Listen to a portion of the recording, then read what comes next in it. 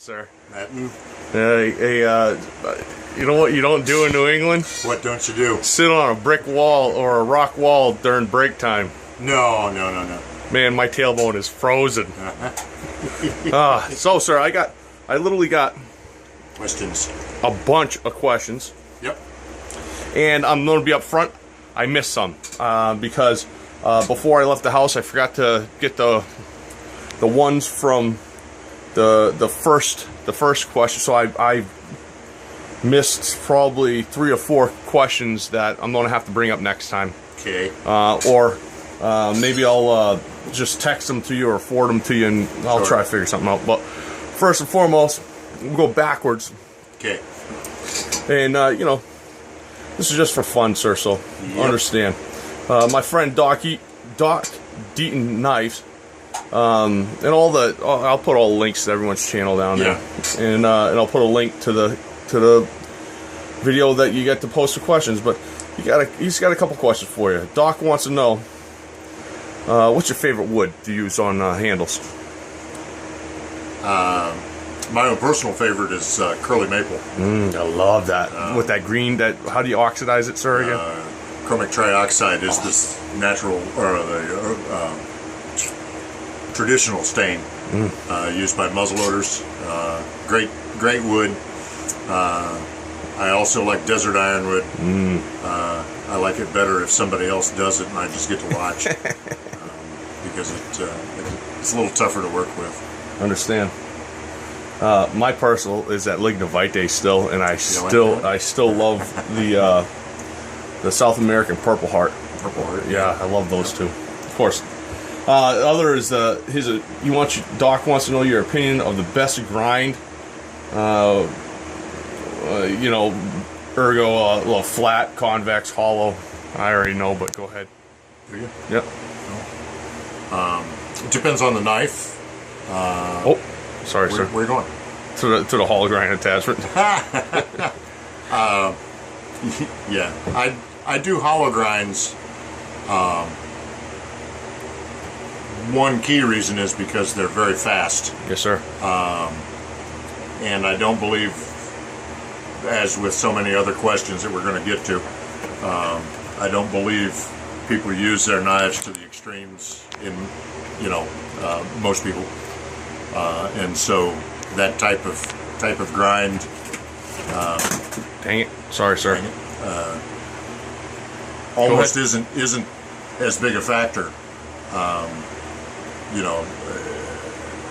Again, the type of knife.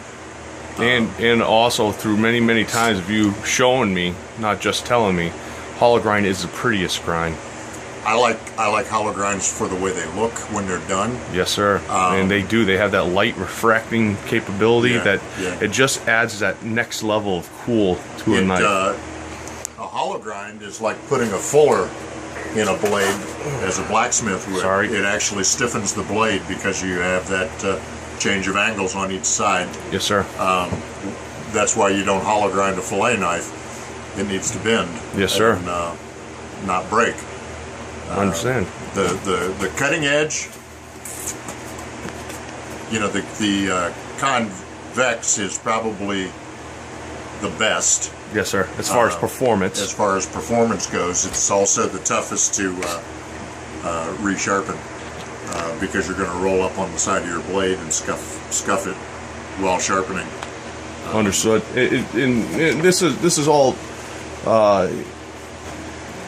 brought into another controversy. This is a long answer, by the way, because now we can go into single grinds, V grinds, zero grinds. Yep, and we change everything. Because I'll tell you right now, I still have a very hard time arguing a thin convex or a thin flat converted convex, right, full height versus a full height chisel hollow grind to the same angle. So a 20-degree inclusive is 20 and 20, right, versus a 20-degree inclusive is just 20. A single side being just 20. So in reality, to make it fair, to make it, to a 20-degree inclusive, you'd have to make it a 10 and 10 Right. And Yes. I didn't do that. I did a 20-degree inclusive, Well, you know, you can and it was real close testing. you can change the angle and lose the durability. You can gain sharpness Absolutely. and lose durability.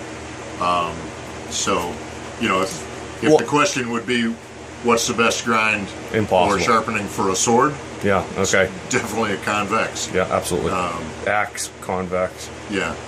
So next, we're still on dock. We're on dock. Hey, perfect length for an EDC blade, fixed EDC blade. Well, that's strictly opinion. And that's they're only looking for yours, sir. I can give you mine, but who cares? My everyday carry knife is probably about a 2.5-inch blade. It's a matter of convenience, Absolutely. comfort,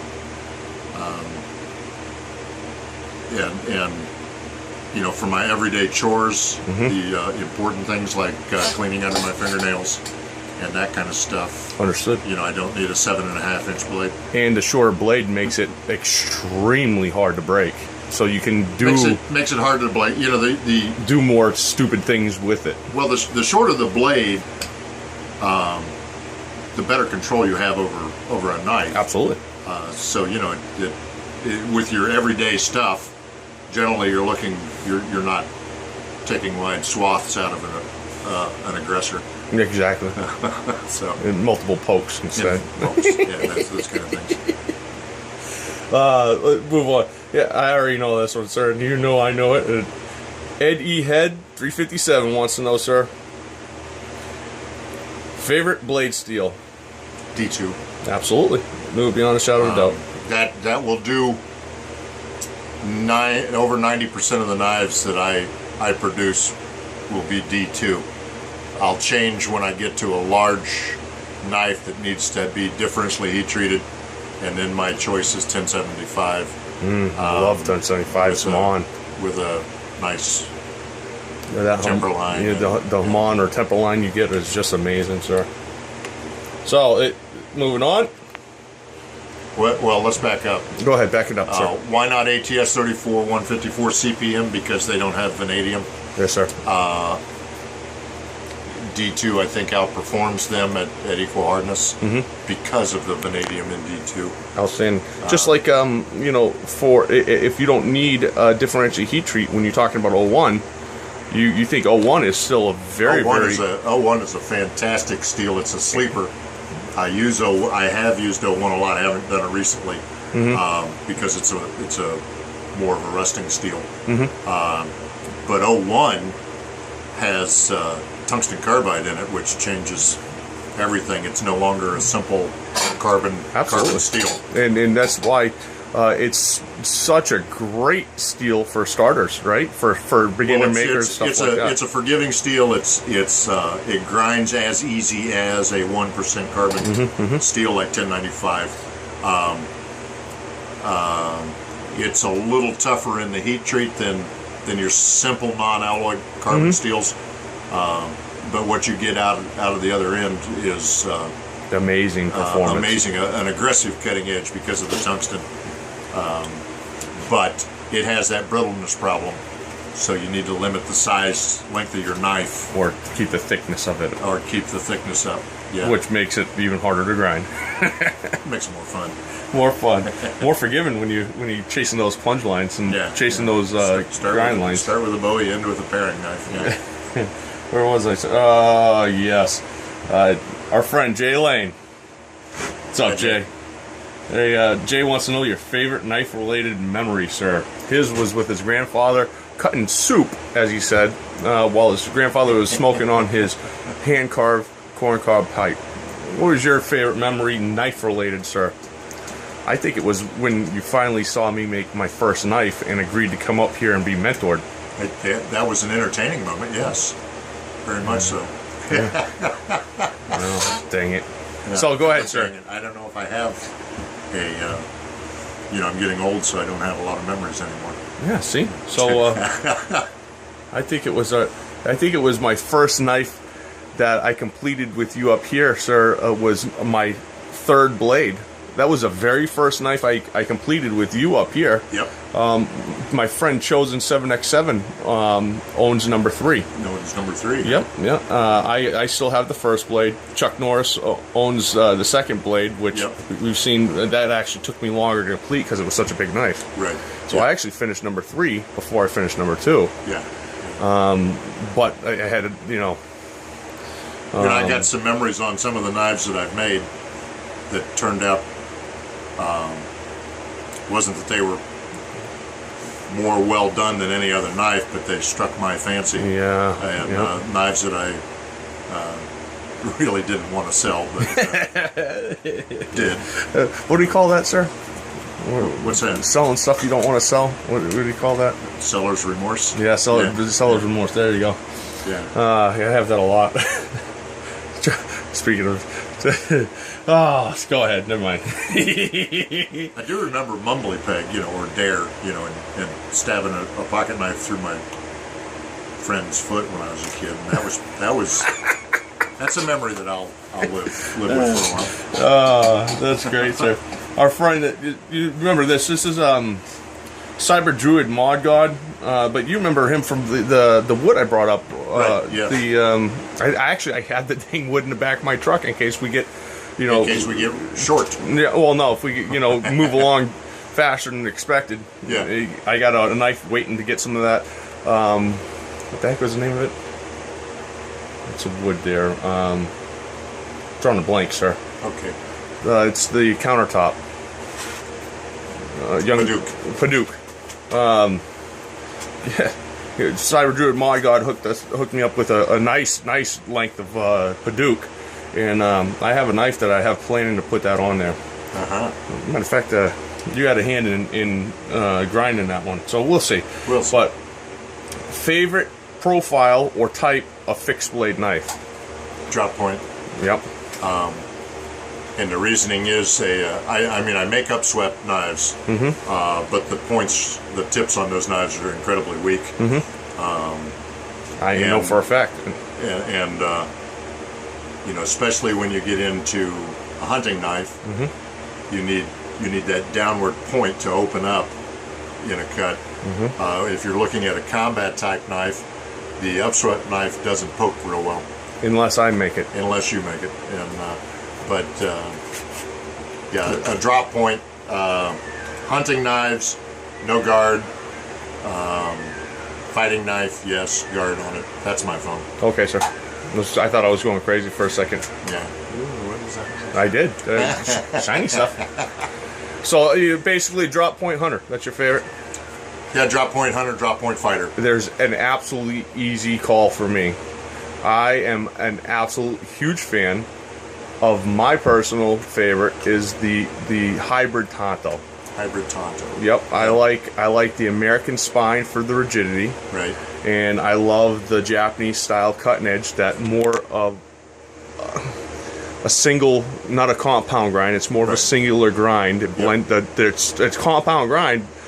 Boom, hard, thicker tip, but it's smooth transition into the thinner cutting edge. Right. So it's almost like a smoothed out armor piercing tip. You have one right there, don't you, sir? Well, I got this one. That's basically, and I love it. I like stretching my Tonto tip out a little bit more, and well, the original, and I think, and the reason for that is originally they were that way. That's the chiseled angle change is American, and realistically, the first bushcraft knife that I actually can relate to is the Samurai's Tonto, right. Because the long sword and the short sword didn't come out of the scabbard except for killing. The Tonto knife came out for food prep, daily chores, chopping up, making fire prep, and killing if you had to. Well, appeasing your ancestors and your emperor if you screwed up too much. Oh, exactly. Killing if you had to. But in reality, I think that the Tonto is one of the best bushcraft knives for all around uses, especially when I make it. Yeah. All right, so we're finishing up. This one's kind of fun, though. Oh, I love that. You kidding me? Oh, look at that's how many layer Damascus, sir? 1,550. And you can.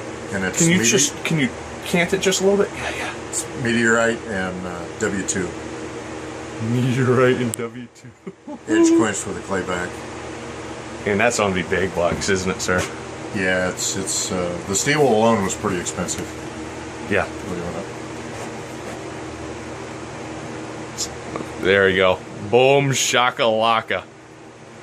Look, 1,550 meteorite and W2. I got like, oh man, I feel like Tim the Toolman Taylor. Ooh, you know, they got my grunt on. This is yeah, sort of a modified. Now that's I love that. I love that style where it has this acute point. Yeah, but sweeps nice belly to it. I love it. Just anyway, I think it's cute. Yes, sir. I thank you. Appreciate it. Nice. Our friend Danny Manning. Danny Manning, meaning I would just MEANING. Can't read that on my glasses. All right. Okay. Well, like I said, Danny has two questions for you, sir. Knife making competition then and now, basically. I'll you know. There are more knife makers, custom makers, around today because of multimedia.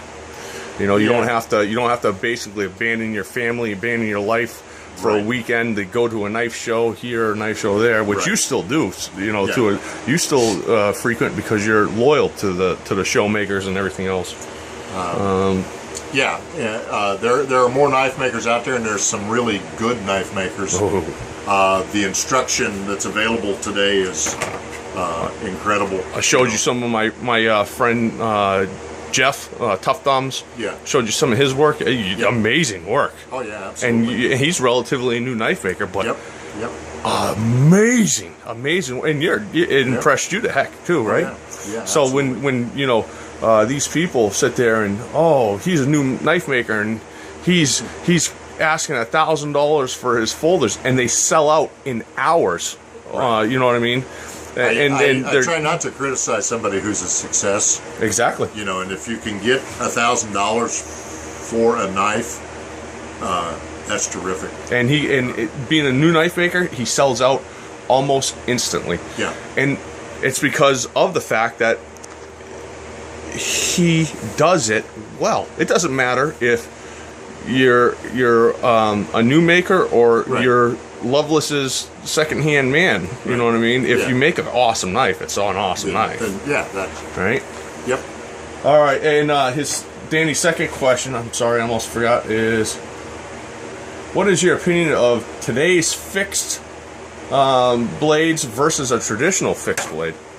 I don't understand the question. I actually don't see a lot of difference because all these knives have been done before. Yeah, I mean we've been copying knives since centuries. You know, whether you believe in thousands of years of evolution or millions of years of evolution, ideological view is not opinion here. Right. What we're talking about is it's been done, right? It's been done.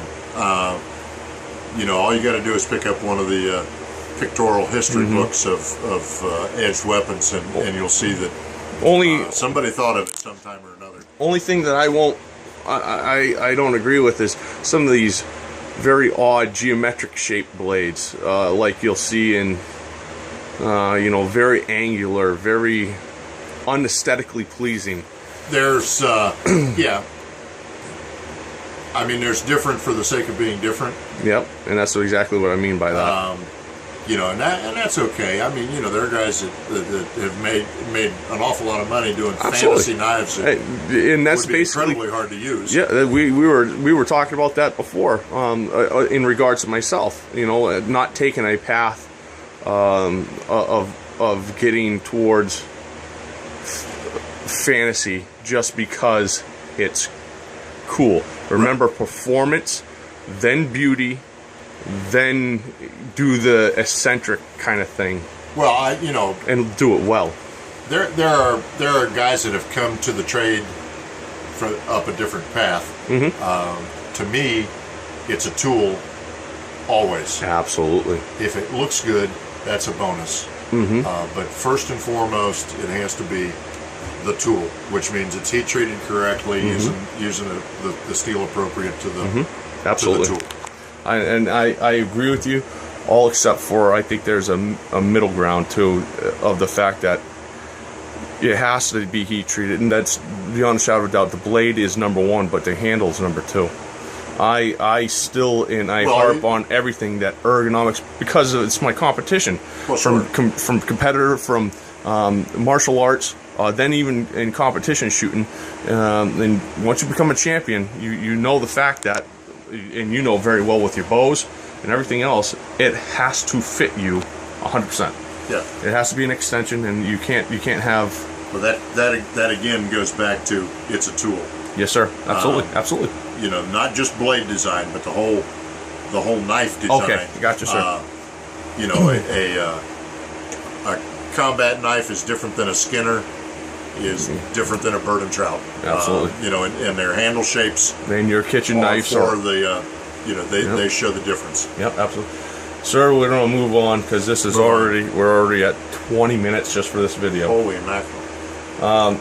We got my friend Serene Madness, and I believe this is a very important question, sir. Yes. But it's going to be a hard one to answer. Remember, my friend Serene Madness is chairbound.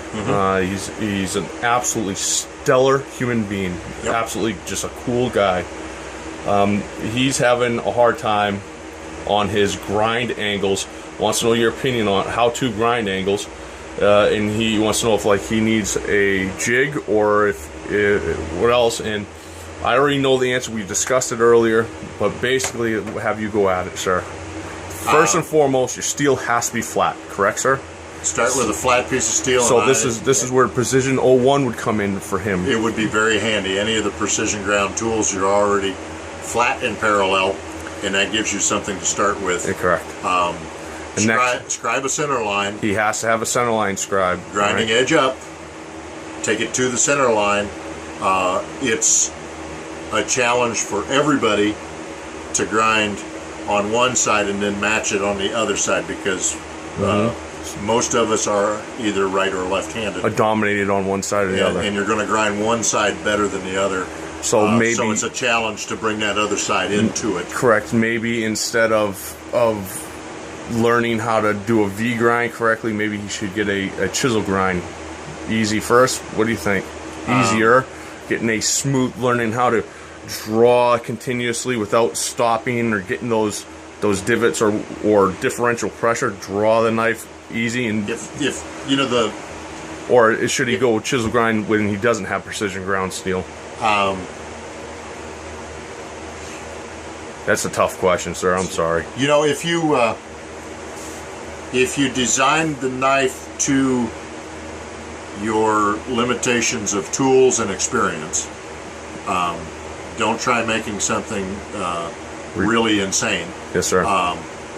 If you can take some variables out of the equation, yes, sir, that allows you to practice and still end up with something that's presentable at the end, such as grinding to the top on a flat grind. Now you're not chasing sides back and forth. Understood. Okay. So I'll have a full height flat grind. So if you do a full height flat grind, make your knife fit the limitations of your tools or the idea that you want to do. So another way to say it is simplify it just for me. Is what you're saying is make smaller knives too. Well, smaller knives, until we get to extremely small, are much easier to control and make and get a clean grind on. Understand. You know, your big knives here, you're physically having to hold that knife straight, pulling across a longer length. Now you got to match it on the other side, and that's where it gets. And that's definitely going to be a much harder process for my friend, who's once again he's sharebound. So yes. So basically, keep it small, and remember, multiple thousands and thousands of repetitions of practice just with knives, and then that's not the mentoring and everything else. You know, all the wood. You know, you can't practicing on wood knives. Another great. Another good thing, if you can feel the grinder while grinding a piece of wood, then you'll definitely feel your grind when you're on a piece of steel. You start with a cheap piece of steel if you don't want to ruin a piece of tool steel. because there will be some ruins going on here. I don't know what you're talking about. I don't know what you're talking about. You know, the other thing is, if he's got some physical limitations. Yes, sir. Again, putting the knife, you know, making the knife to what you can do. A tactical one-side grind. That eliminates the other side. Tactical chisel grinds. Right? Chisel grind to the top. It doesn't even have to be the top, but it's much easier to pay attention to one side and get it really, really good. Outstanding. I know my friend Paul, he just very, very much appreciates that. One of your favorite questions from last time, sir, came from this gentleman. And Triple X, Castle Snake, Triple X is back again. Mm-hmm. He works with copper often. He wants to know your opinion of stacked copper or weakening the epoxy from heating up, or the bond from the epoxy from heating up. And this is a simple answer. And yeah, don't get it hot. And it's just like many materials, bone, ivory, stuff like that. Ivory doesn't lose its bond; it just cracks. Yep. Many of the woods will crack from overheating. Yep. So keeping it cool is the trick. Well, that's the answer. The trick is how to do it. The trick is how to do it. Okay. The trick is use brand new grinding belts or sandpaper. Yep. Because a brand new abrasive cuts cooler than a used one. And what do you think about spray bottles, spraying the belt, or keeping the belt wet? If you do a Teflon oil or water on your belt, that's great. I used to. I don't anymore. Because you figured that it's a waste of time and effort when you can just get a new belt. Well, it's messy. Yeah, and then your machines, you typically aren't made to take water. Yeah, I mean, the bearings aren't great underwater and that kind of stuff. So, sir, basically, our friend Triple X, Castle Snake Triple X gets to eat the fastest answer of the night. Well, I love copper. I use it a lot. I mean, I think it looks gorgeous, especially when it oxidizes a little bit. Yeah, it's terrific stuff. It's a tremendous conductor. Mm-hmm. That's why it's in every wire.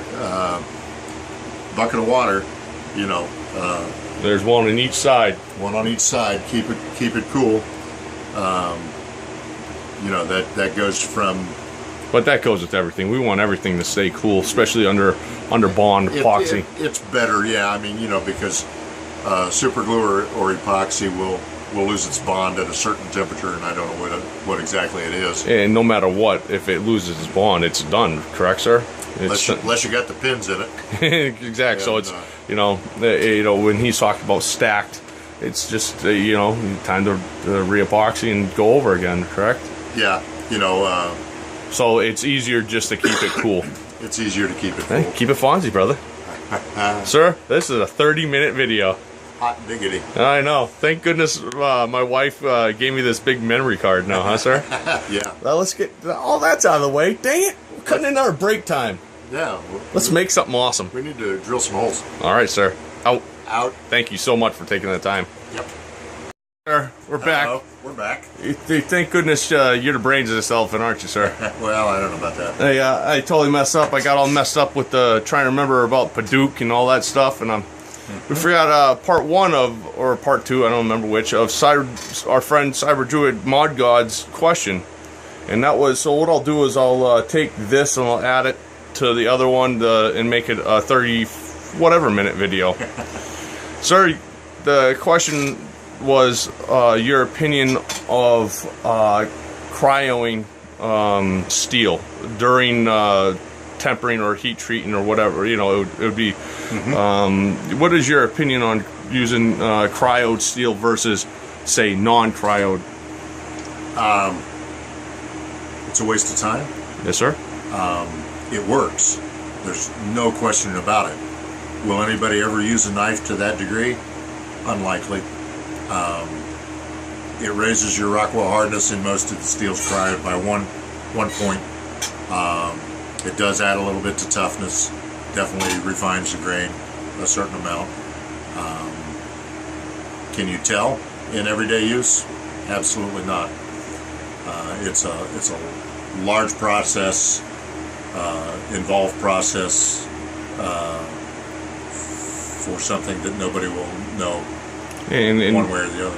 And it is really to the point, if you're going to have a knife fail that's non-cryoed, heat treated correctly, and ground correctly, meaning not losing its temper or its becoming brittle during grinding. Right. So if a knife is 100% correct, yep, both cryoed and or non-cryoed, it is a waste of money because you'll never know the difference. Because if you bring one knife to failure, you would bring the other one to failure too. Pretty close. It's, pretty close. Unless we're talking about something like endurance cut tests or something like that. If you do endurance cut tests, you'll find that the cryoed blades will outperform the non-cryoed blades. But who does a performance cutting test with an average knife? With a knife. Even the non-average user that just wants to do it. How many times you don't test cryoed versus non-cryoed just for fun? Because even the cut test costs on average, it costs you money, Right. Yeah. And so if you're going to abuse a knife, that's what any cut test really is an abuse of a knife. You never. Well, yeah, I mean, it's taken it till it is completely, absolutely dull, to see how many cuts it would make. We and you and I, you would enlighten me greatly on this. How hard is it to strop it on your pant leg real quick? If you're in the field using it, yeah. Denim jeans. Denim jeans. Yep. Work great. Denim's an absolutely phenomenal strop. Cardboard box is even better. Yep. And basically, if you're in a field use and oh geez, my knife is going dull. How hard is it to stop and strop your knife? Right. To bring your edge back to hair pop and sharp. Right. Rather than let it go to axe blunt. Or even worse. Right. Yeah. I understand what you're saying, sir, and I think everyone else does too. It's it's one of those things that elitist, I think, is a good word. Yeah, it made a lot of print in Blade magazine and Tactical Knives and such. It was the newest and greatest thing. Actually, it's not a new process, but it made it to daylight, and so everybody had to have a cryoed knife, and. Like I say, it does work. I mean, there's no questioning the science of it. Absolutely, and it's on average, it's a cost. It's an increased cost for the end user. Correct? Oh yeah. I mean, for me, if I wanted to cryo, I looked into it and do my own heat treat and cryo. Yes, sir. I'm looking at a couple $1,000 just for the equipment to do the cryo, and then I got to keep putting liquid nitrogen to feed it. Yeah, because it's going to evaporate as I use it. Also, in your opinion, dry ice cryoing, is that's iffy. Because dry ice and alcohol will put you down a little bit lower temperature. It's not coming close to nitrogen though. I understand that, sir. Liquid nitrogen. So I think liquid nitrogen is what, 240, 250 under? You're talking to the wrong guy if you want statistics, sir. Even with my smartphone, I'm not a safe bet. But basically, what I have friends that they use the dry ice and they through their experience, or I mean through your experience, not theirs, because you can't give their opinion. I know that they like it. It feels, but it could be that, like you said before, placebo effect, because they have more confidence in their steel to test it a little harder, to try that thing that they weren't so confident to do before, correct? But if you're going to use the knife to extremes, yes, sir. And actually test it, then you'll notice a difference. I mean, there's no question about it. Absolutely. So the real question is, who does that, other than when you're testing a knife? Exactly. I'm one of those guys, sir. So if anyone that's watched this enough, I've messed up. A lot of knives. I've messed up knife cutting a dang plastic bottle. I've rolled the edge severely doing cut tests on bottles. But then again, I've also... the other thing at least in my way of thinking, if you take a cryo-treated knife, that pretty much assures that it's an air-hardening tool steel, and that means that it's hard the entire blade, and it will not outperform a differentially heat-treated knife. And that is the big thing. Stick it in something hard and bend it. Yeah, that's a big thing. It's going to break. Cryoed, not cryoed. It's an air-hardening piece of steel. Yeah, we've discussed that too. I mean, if you want the ultimate performance, it's always depends on what the test is. What's the test? What's the end use of the knife? Projected to be. Yep. I mean, is it a camp survival combat knife? I still remember the conversation you had, and I was talking because I seen my friends on here really testing different grinds, flat grind versus convex versus converted convex versus hollow grind, and they were really trashing hollow grind. And you said, well, every straight razor I know is made with a hollow grind, and that's basically what people do. They shave the arms, they shave whatever. So I understood that, and you came to the point, said, well, it always depends, because the sharpest instrument in the world was before lasers. The brain surgery was done with Flint. Why obsidian, sir? Because the cutting edge on a piece of obsidian can be 1 molecule thick. 1 molecule, getting down to one under scope. We have 1 found molecule. nothing sharper.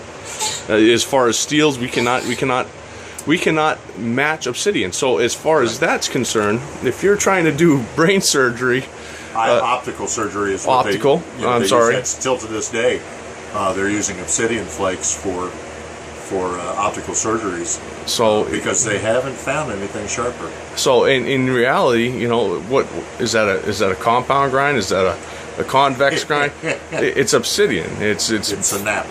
So that's technically your sharpest grind in the world is a nap. Right. And so and on the other side of that. But that's also one of the least durable materials. Absolutely. So what it comes down to is there is no such thing. Because there are too many answers. There's too many questions. There's too many variables. Right? It's like when my granddaughter says, "What's your favorite color?" Of what? Yeah, exactly. Oh, I can tell you my favorite color, sir, but everyone makes fun of me. No, my favorite color is pink. Pink? Yeah, everyone makes fun of me. And some of the best times of my life were coloring pink stuff with my kids. So, I mean, so it's just, it's one of those things that you can't drive a pink car around. It's got to be yellow. Sorry, sir. We're getting off subject, though. But basically, there you go. I will add it. Now we're at a 40-minute video. Now we're at a 40-minute video. better edit that down. Thanks for letting me take an hour of your time, sir. You are welcome. Hey, let's get to work. Okay. Or let's go take lunch. All right. Or let's get coffee. Okay. Let's do all of it.